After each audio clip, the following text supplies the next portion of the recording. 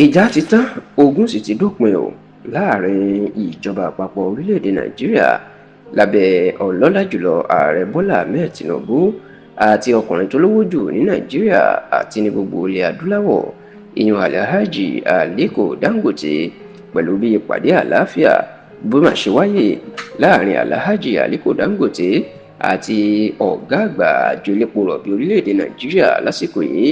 ọ̀gbẹ́ni Báyọ̀ Ojúlárí tó sì jẹ́ pé gbogbo ohun tó ń fa wàhálà láàrin iléeṣẹ́ Dangote àti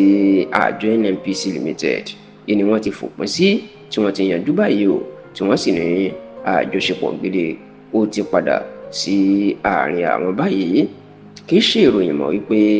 ìjà ó ń ṣẹlẹ̀ láàrin Dangote àti ìjọba àpapọ̀ láti nǹkan bíi ọdún kan àbọ̀ sẹ́yìn pàápàá lórí ilé ìfọpo Dangote Refinery tó kọ́ ságbègbè Ìdàṣọ̀ ní Ìbẹ̀jú Lẹ́kì ní ìpínlẹ̀ Èkó tó sì jẹ́ pé àìmọye ìgbà ẹni Dangote ló ti fi àìdùnnú ẹ̀ hàn sí àjọ NNPC Limited lórí bó ṣe náà ń gbógun ti òun tó ń bọ̀ òun ṣe orogún òwò lórí títa epo pẹntiróòlù fún àwọn ọmọ Nàìjíríà ní gbogbo ìgbà tí ọ̀gá àgbà àjọ NNPC Limited tí Tinubu ṣẹ̀ṣẹ̀ gba iṣẹ́ lọ́wọ́ ẹ̀ láìpẹ́ yìí ìyẹn Mele Kyari tó fi wà ní ìṣàkóso àjọ NNPC Limited níṣe ni èdè àìyedè máa ń wáyé láàrin ìjọba àti Dangote tó sì jẹ́ pé ìjà lónìí wàhálà ní lọ́la ni làwọn méjèèjì náà máa ń bára wọn fà ṣùgbọ́n ní báyìí omi tuntun ti rú ẹja tuntun ti wọnú ẹ̀ o ó dàbí pé ogun ìjà àti aṣọ ó ti fẹ́ dohun gbàgbé láàrin àjọ NNPC Limited àti Dangote o nítorí tí lọ́jọ́ Ẹtì tí ṣe Friday ọ̀sẹ̀ tó kọjá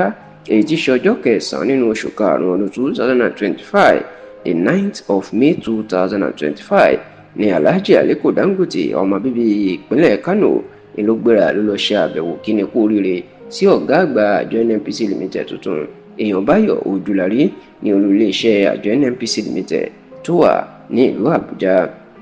Níbẹ̀ làwọn méjèèjì ti jọ sọ̀rọ̀ tó sì jọ yanjú gbogbo èdè àìyedè àti aáwọ̀ tó wà láàrin ìjọba àpapọ̀ àti Alhaji Aliko Dangote. Agbẹnusọ ẹgbẹ́ àjọ NNPC Limited ọ̀gbẹ́ni Olúfẹ́mi Ṣónẹ́yẹ tó fi àtẹ̀jáde síta lórí ìpàdé Dangote àti Báyọ̀ Ojúlárí ó jẹ́ kó di mọ̀ pé àwọn méjèèjì wọ́n jọ jíròrò lórí ọ̀rọ̀ epo pẹntiróòlù àti bí wọn yóò ṣe ṣàǹfààní fún Nàìjíríà bẹ́ẹ̀ ló jẹ́ kó di mọ̀ pé lẹ́yìn ìpàdé wọn ìní Dangote jẹ́ kó di mọ̀ pé òun àti àjọ NNPC Limited àwọn kì í ṣe orogún àbí ọ̀tá o àti pé àwọn yóò jọ fọwọ́sowọ́pọ̀ láti gbé orílẹ̀-èdè Nàìjíríà ga tó sì tún ní òun wá kí Báyọ̀ Ojúlárí kú oríire àti pé ó dáhùn lójú pé ẹni tó mọ̀nà tó kújú òṣùwọ̀n ìlà ààrẹ Bọ́lá Ahmed Tinubu ló fi sí ipò ọ̀gá àjọ NNPC lásìkò yìí.